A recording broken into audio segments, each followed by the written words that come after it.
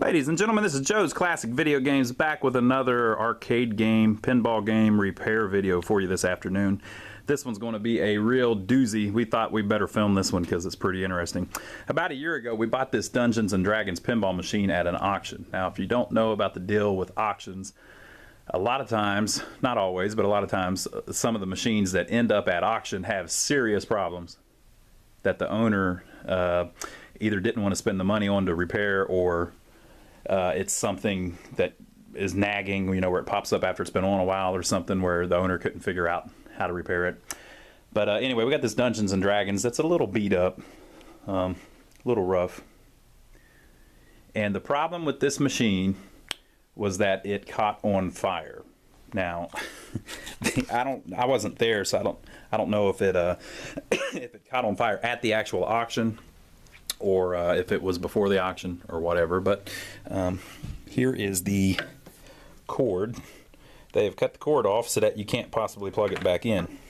Now, the reason for that, and this thing, whenever we got it, we've had it about a year, I think. Whenever we got it, you could still smell all of the burnt electrical stuff in it. So we're going to have to take this thing apart and see what exactly happened. Now, I looked at it whenever we brought it in about a year ago, but I haven't paid much attention to it yet because we just didn't have time to go through it. I was looking for a new power board because I know the power board is what burnt up, and we were finally able to buy a brand new power board for it. We found a gentleman that makes a perfect reproduction, so we have a perfectly reproduced power board for it, licensed and everything. But now we need to see what all we have to do. I know a lot of the harness is burnt up, so that's going to be a lot of work. But the first thing I'm going to do is when the power comes in, I haven't worked on one of these. This is called a Bally 6803 machine, which is the type of processor that runs this particular model. So I haven't worked on one of these in a while. So the power comes in through the back and goes down into the bottom of the cabinet. So the first thing I want to do is look at where that line comes in. So we'll lift this up and see if there's anything inside the cabinet that looks messed up, or if it's all in the back box. So I'll lift that up and be back in just a second. Okay, so I slid the playfield out of it a little bit and took a little look around inside. Basically, the power line comes in behind that white cover there. And then the way it works on these is it runs through these wires down to the switch and then back up to the top. So there's nothing in the bottom that's all burnt up or anything like that. So basically we've got the power right here running up to the top because the transformer is inside the back box. So you can see right here this is melted electrical goodies. So we're going to be looking at a nightmare in the top, folks. So if you're squeamish, don't look at this next part. All right, now I'm serious. You might want to hide your eyes. Look at that crap.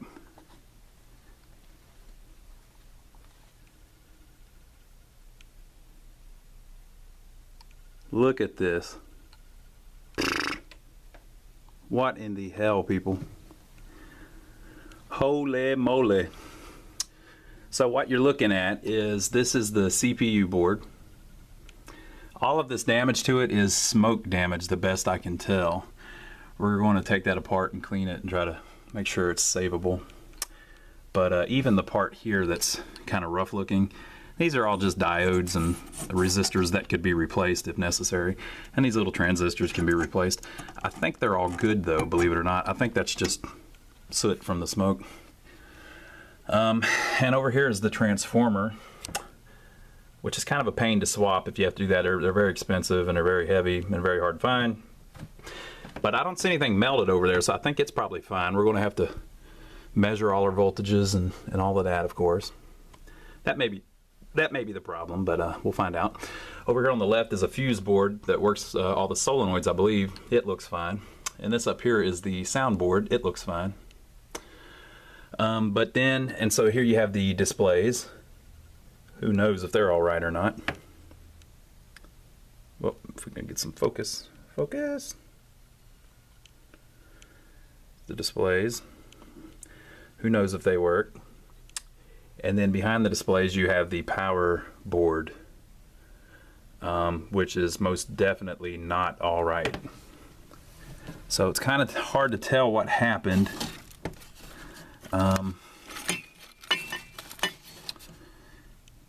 We can probably tell more when we get it open. It looks like it happened right around here was the actual problem. So I'm going to look at my other one and see what was even there. But something was overfused, or usually a game won't do this. If somebody put the wrong fuses in it, it might do it. Okay, so when you look at this, okay, the power support's burnt slap the hell up. We can get a brand new power board, which is about $180, right? But much worse than that is all of this wiring's burnt up. Look at this crap. Now, I looked at this a year ago, and to be quite honest, this is not as bad as I remember it. I think I looked at it before and went, what the hell, and just covered it back up.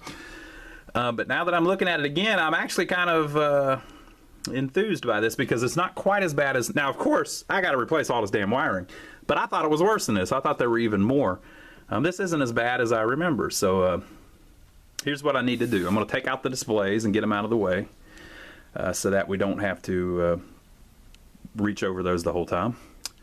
I'm going to take out the old power board and eventually throw it in the trash, but I'm going to save it for now just because it burned up so bad. I mean, that's fairly amazing. That's why I'm filming it. I'm going to save that just to show people something to talk about. And then I'm going to have to go through and clean everything, mount the new power supply board in there, and then carefully separate each burnt wire, and then replace the wire with a new wire, and put it back in the connector that it needs to go to, and just replace them. Now I'm thinking 10, 20, 30, 40. I'm thinking I've got about 50 wires I need to replace. And this is one of those games that we get these from time to time. This is a Dungeons and Dragons. It's a cool game, but it's not a top-of-the-line game. A lot of people, if they got this game and it was this damn burnt up, they would just part it out. They just sell the pieces out of it. And so I think this is one of those situations where we're going to save a game that most people would never save. So what I'll do with the wiring, and I'll film all this so you guys can watch it if you just keep watching a video.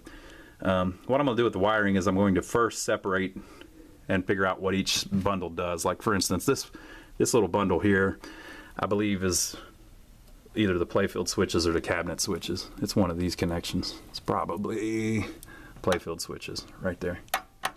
So that's not real important right now. What I'm more concerned about are these power wires that all need to be replaced. And then here you've got not only power wires, but power wires that are running over here and actually running the MPU board. So I'm gonna separate everything, cut all of these bundles apart, see if any of the wires are salvable, separate them, and do the power ones first with brand new wiring, and try to do it as nice as possible. But like I said, it's about 50 wires, so it's going to take a long time just figuring out where they go. Like, if you've got a wire here that's part of this, you know, it goes through here somewhere and over here somewhere. I mean, how the hell do you even track that down? So I'm going to need to look at the schematics and try to match colored wires from this end over to this end where they plug in, and try to figure out this wire needs to connect to this wire, and then run a new wire with new connectors and things like that. So it's going to be a lot of work, but I'll film it. You can watch it while we do it. And then hopefully when we're done, we will have a working Dungeons and Dragons pinball. So that's our goal. So the first thing I'm going to do is start taking stuff apart and cleaning it up a little bit. Be back shortly. All right, folks, so we started cleaning it up a little bit. I took the displays out so that I could just get to everything. I took the main board out. The back of it's pretty smoke damaged, but we'll see if we can clear that up. And I took the power board out, which is destroyed. And I cleaned up the back box, and then all of the soot wouldn't come off, so we sprayed over it a little bit to kind of make it look a little more presentable. All that'll be covered with boards anyways, and again, the displays are down here, so you won't even see any of it. But we didn't want it to look all black where whoever gets this will think that something's messed up. And so we started trying to figure out what's going on. We've got these wires here that will need to be replaced, and we've got these wires here that will need to be replaced, And then I was able to take a big bunch of them out because there's one harness here that completely will disconnect. So this part, all of these are fine. These are fine. And these are fine, but here in the middle they all melded together where it went right over the board. But at least I was able to take this out where I can work on it separately. So that'll make it a lot easier. I can work on it on a table instead of in the machine. And so I've got wires here and wires there. So we were trying to figure out what happened. This is the bad part. The transformer somebody has been messing with, and I don't know why yet. But they've separated it. See how this is coming apart? It's like they pulled on it or something. And a couple of the wires are separated where they're not covered anymore. So I'm gonna have to cover that up, put that all back together so it looks good. And then down here on the bottom, see these two wires that are where they've taken them out of the transformer? Basically each of these wires goes in and solders to a little lug. Well, two of the lugs they've removed the wire from. And I believe the two wires that go on that lug are these two. So they have removed those for whatever reason. So somebody, the damn thing probably was fine and somebody started messing with it and trying to do something cutesy and literally burnt the machine up. So we're going to have to go through piece by piece and get the schematics and figure out how the power gets to the transformer, and then measure the wires to make sure they're not shorted together, and then very carefully check to make sure everything's isolated, not touching. If one of these wires touches the other ones, it'll blow something up. So we're going to have to make sure that that's all back how it should be, and then test it. And it could be that the transformer's bad and we have to swap the whole thing. So they're very expensive and hard to find. So it's probably like $150 if that happens. So we will try to save what we got, but we'll see. I'll once we get a little farther, I'll film another video. All right, folks, we are farther along and we have been doing some detective work. The first thing we did was we went down and kept cleaning things up, and we went down to the bottom and we replaced the cord. If you'll remember earlier in the video, I showed you it had been cut. So we were able to put a nice, long, beautiful cord on it and plug it into the wall. Now, before we plugged it into the wall, of course, we checked everything out, but we got out the schematics, and basically the way it works is that the power comes in from the wall, goes down to the switch underneath the game, and then comes out of the switch, and it comes up here on these blue and yellow wires here. Now these were just like that in the cabinet. I didn't take them loose or anything. They were laying in the cabinet like that. So somebody has really been screwing around with this thing. So before we plugged it in, of course, we looked through the schematics. Now I've got a manual here, a copy of the manual for it. And so basically, you know, whenever you get something catastrophic like this, people always think, oh man, I wouldn't even know where to begin. Some of you might have already said that. Well, you begin at the beginning. So here's where the power comes in from the wall, and it goes to this varistor, which is like a varistor. I don't know how you pronounce that, but that's a thing that it basically it has to do with something with surges. It can blow. It's inside the cabinet right where the power thing comes in. It's fine. If it blows, it'll be all burnt up, or it'll be shorted together, and it's not shorted together or anything, so that was fine. The filter, the line filter, is what the power plug plugs into. It didn't test shorted on the inputs or the outputs. And so then it goes over here to this represents the switch underneath the cabinet. And of course all that was fine. It also, after it goes through the switch, it goes to the it says optional backdoor interlock safety switch. There's no back door on a pinball machine, so this is just some kind of generic thing they just copied in, but this would actually be your on-off switch. And the service outlet is inside of it. All of that looked fine, nothing looked messed up. And then you got your yellow and blue wires that run up and they go into this connector that plugs into the power transformer. So that's how far we are right now. Since the two wires were disconnected from the power transformer, we went ahead and turned it on and tested the voltage on those two wires, and we've got our 120 volts, and when you turn it off, you've got 0 volts. So the switch is working, all of this is working fine now. Basically the cord was cut off, that was the whole problem with that. So if you look at these, the yellow wire plugs into pin 1 of this 11 pin connector, or 12 pin connector actually. Just 11 of them are used though. And then the blue wire is supposed to plug into pin 5. And then you see on the other side, once it goes in 5, it jumpers around and connects to 6 and 7, which jumpers around and connects to 10, and 6 jumpers around and connects to 3. The reason that they have it like this is because if you put a different plug on it, it would do different voltages for different countries. So you can see we're going to end up connected to the 115 volt. You could also connect it to 120, 100, 120 or 115. Actually, now that I read over that, that wouldn't be for different countries. That would be so that you could raise the voltage if you have low wall voltage and things like that. But we're not going to mess with any of that. But here's the interesting thing. The first thing it does is it goes through this, into this red wire, and it goes into a fuse. 3 amp, 250 volt, slow blow. So you've got 120 volts coming through the wall, you know, wall power, and it runs into one of the wires. It's fused. You want it to be fused. Okay? So these 2 wires, someone has pulled out of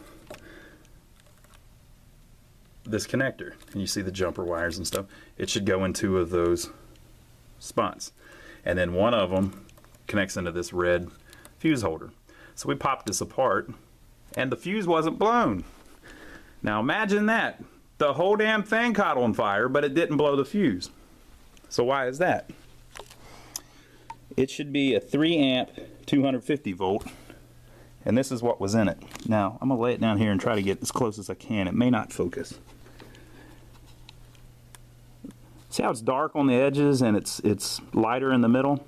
That's because it tried to burn up.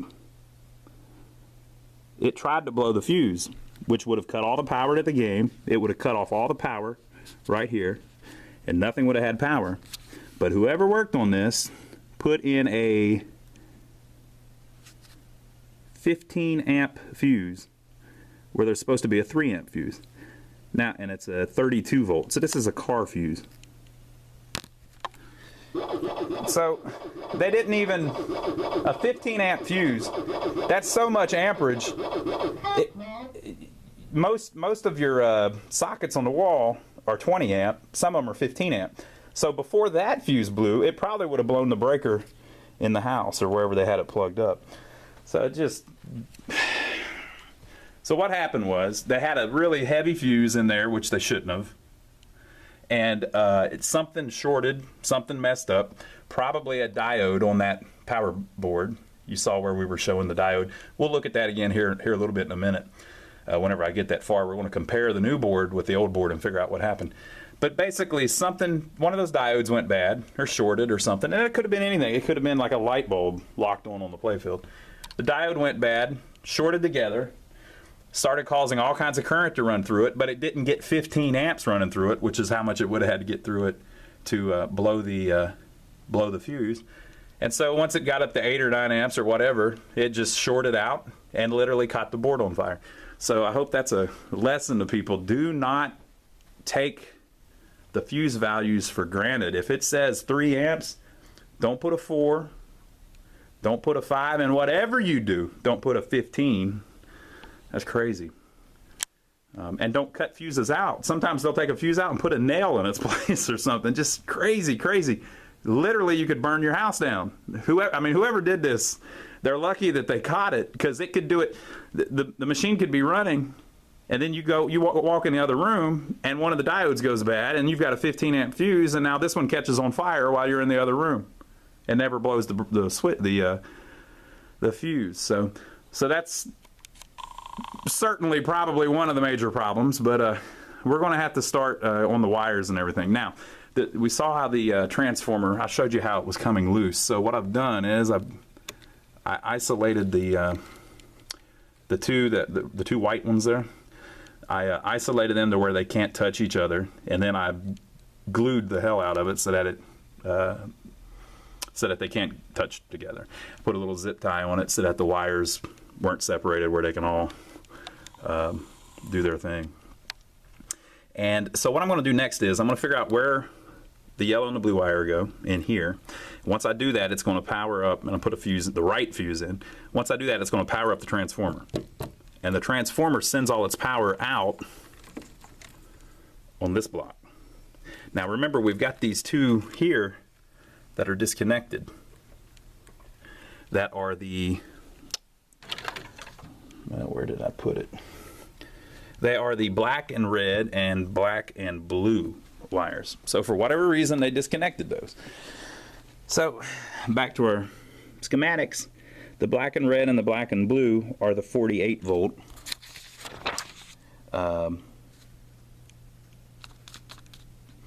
Which is the phase C and phase D for playfield and back box bright lights. So basically the game can turn lights on and off, whole sets of lights on and off, and they had an interesting way of doing it with the AC power to use two phases, so that basically they could put a heck of a lot more light bulbs in the game than most pinball machines up until that point. That was one of Bally's cost cutting measures. So what we're gonna do is we're gonna get the transformer wired up and then turn it on and watch it just to make sure it doesn't explode and doesn't catch anything on fire. And then once we're sure that it's not going to catch on fire or whatever, we'll go through and we'll measure every one of those voltages just to see if it's putting out the correct voltages. I think what's probably going to happen is one of them's probably missing, and it may actually be those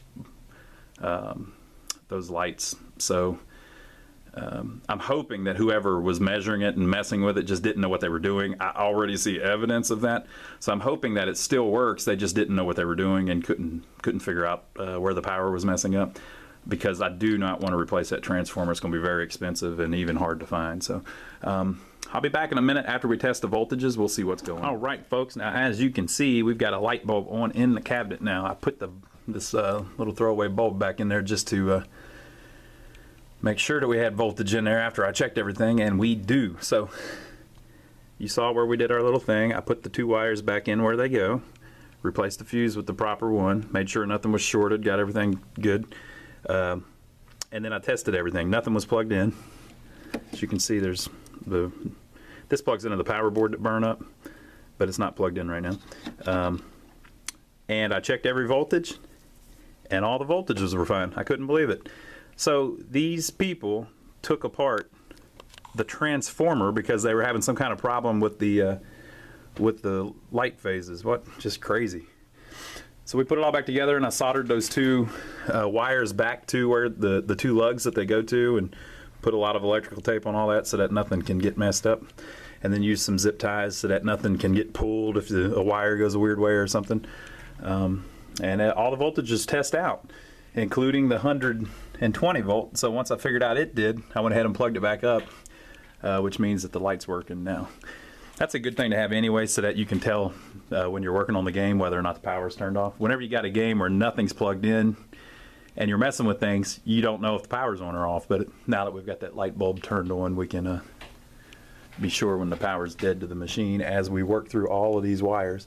So the next thing I want to do is start working on the wires that are inside the cabinet that plug into the power board. So be back whenever we start some of that. I'm going to go ahead and end the video here, this part of it, and I'll do another video as we start replacing all the wiring and upload it. It'll probably be up next week or so.